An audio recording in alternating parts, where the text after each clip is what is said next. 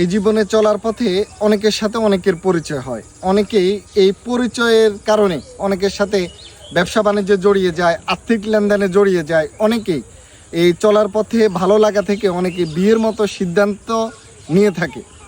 এখন বিষয়টা হলো, আপনার সাথে অনেকের সাথে শহরে পরিচয় হবে, দেশের বাইরে পরিচয় হবে।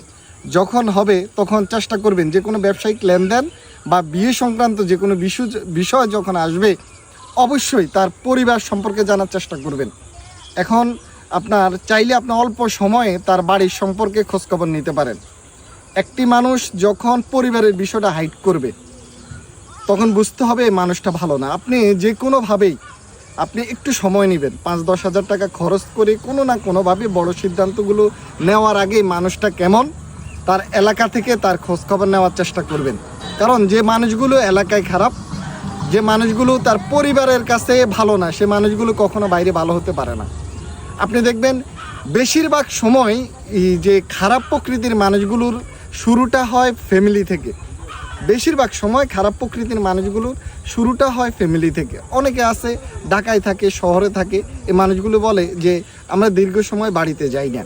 তো অনেকে বিয়ে করে বসে, অনেকে কিন্তু বাড়িতেও বউ থাকে। এজন্য আপনার এই দুটি বিষয় সিদ্ধান্ত নেওয়ার আগে, মানে কারোর সাথে লেনদেন বা বিয়ে সংক্রান্ত বিষয়গুলো যখন সামনে আসবে, অবশ্যই একটু সময় নিয়ে তার পরিবার থেকে খোঁজখবর নেবেন।